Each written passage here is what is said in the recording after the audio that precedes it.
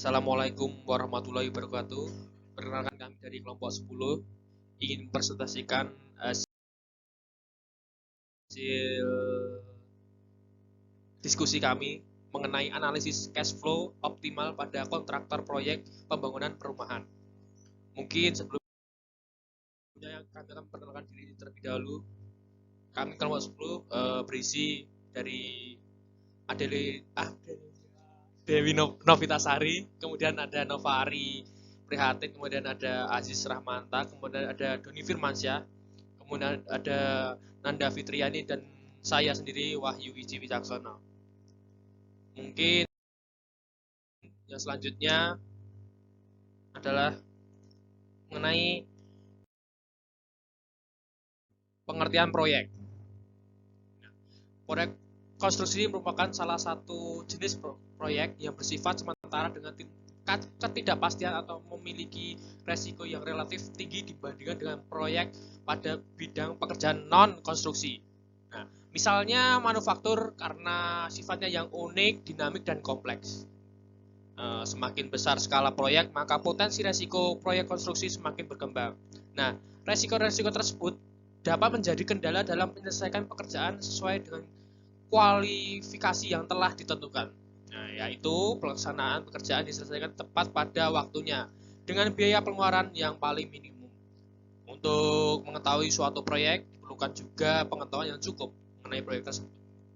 Nah, berikut ini adalah beberapa definisi proyek yang kami ambil dari berbagai sumber yang digunakan sebagai acuan.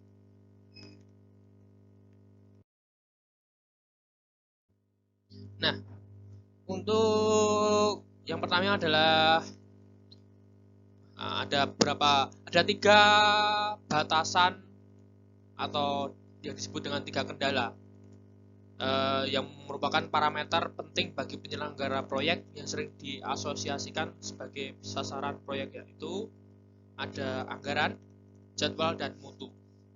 Nah, kemudian ada biaya konstruksi. Keseluruhan biaya konstruksi biasanya meliputi analisis perhitungan terhadap 5 unsur utamanya. Ini menurut dari Dipo Husodo tahun 1996, yaitu 1. Biaya material, 2. Biaya tenaga kerja, kemudian ada peralatan, kemudian ada biaya tidak langsung. Nah, ada yang dibagi lagi menjadi 2, yaitu biaya umum dan biaya proyek.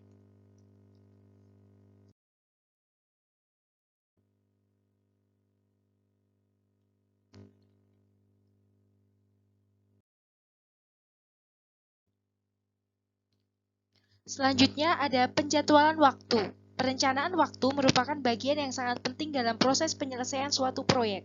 Rencana kerja atau time schedule merupakan pembagian waktu secara rinci dari masing-masing jenis kegiatan atau jenis pekerjaan pada suatu proyek konstruksi, mulai dari pekerjaan awal sampai pekerjaan akhir atau finishing. Diagram balok disusun dengan maksud mengidentifikasi unsur waktu dan urutan dalam merencanakan suatu kegiatan yang terdiri dari waktu mulai, waktu penyelesaian, dan saat pelaporan.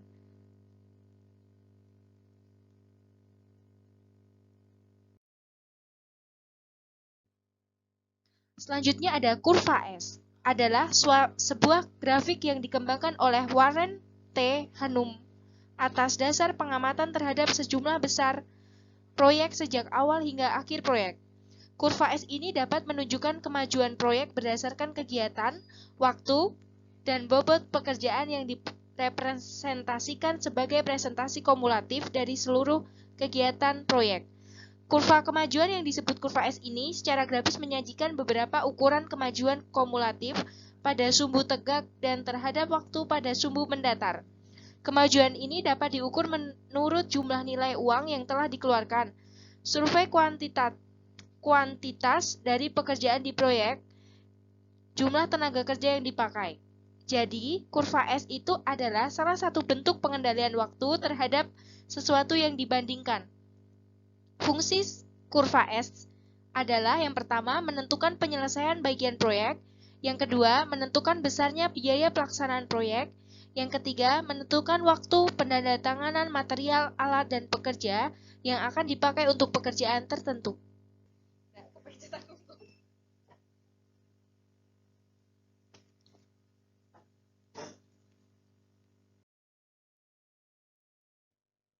Selanjutnya, metode penelitian.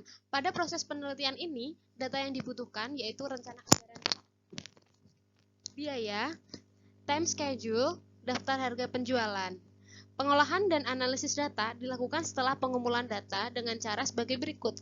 Data-data proyek berupa time schedule, kurva S, dan rencana anggaran biaya dianalisis jenis-jenis pekerjaannya, durasi, dan waktu pelaksanaan masing-masing pekerjaan serta biaya proyek. Setelah itu, menghitung harga jual satu unit rumah tipe Kristan, kemudian menganalisis perencanaan biaya dengan konsep cash flow, yaitu dengan membandingkan antara besarnya pembayaran tiap bulan berdasarkan lamanya pembayaran.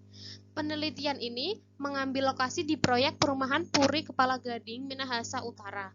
Adapun prosedur penelitian yang digunakan, yaitu studi lapangan atau pengamatan langsung. Dalam hal ini menuliskan meninjau langsung di lapangan, selanjutnya diperoleh data-data serta keterangan mengenai kegiatan proyek tersebut.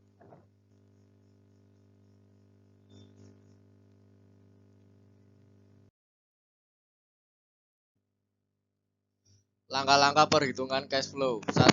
Dari data proyek didapatkan rencana anggaran biaya atau RAB meliputi aktual cost proyek berupa rencana anggaran pelaksanaan atau RAP dengan asumsi bahwa pada nilai kontrak RAP sudah termasuk profit kontraktor dan juga overhead umum sebesar 10%. Dalam bentuk matematis dapat ditulis sebagai berikut. RAP sama dengan RAP plus ditambah profit RAP sama dengan RAB dikurangi 10%, RAP sama dengan 0,9 RAB.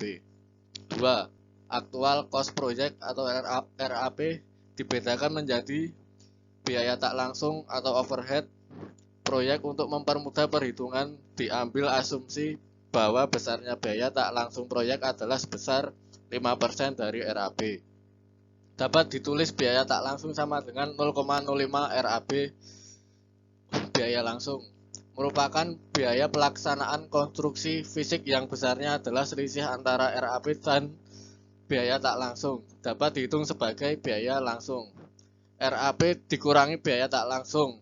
0,9 kali RAB dikurangi 0,05 kali RAB.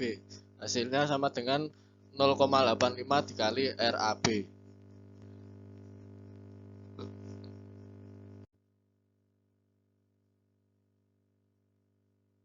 3. Untuk menghitung besarnya profit kontraktor dapat dirumuskan profit sama dengan 0,1 kali RAB.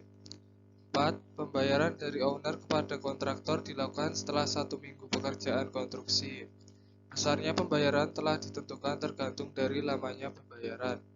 Overdraft merupakan selisih antara biaya yang diperlukan dengan pembayaran.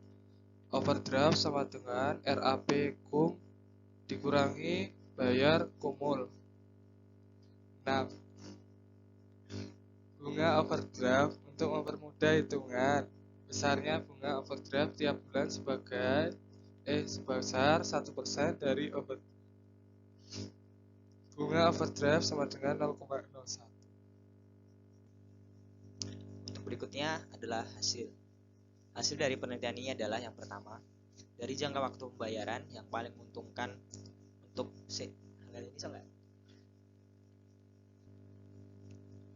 Untuk berikutnya adalah hasil. Hasil dari penelitian ini adalah yang pertama, dari jangka waktu pembayaran yang paling menguntungkan pada kontraktor proyek pembangunan perumahan adalah selama 5 tahun, karena besarnya pembayaran per bulan yang dapat memperkecil overdraft. Yang kedua, dari besarnya uang muka yang dihitung didapatkan pembayaran dengan uang muka 15% lebih menguntungkan dibandingkan uang muka 10%. Untuk yang selanjutnya adalah kesimpulan dari penelitian ini. Hasil penelitian ini dapat disimpulkan bahwa aliran dana atau cash flow dipengaruhi lama pembayaran dan besarnya uang muka. Untuk itu, perlu dipertimbangkan penambahan jumlah uang muka pada setiap pembayaran. Berikut hasil dari presentasi kami kelompok 10. Apabila ada kata yang kurang berkenan, kami mohon maaf. Wassalamualaikum warahmatullahi wabarakatuh.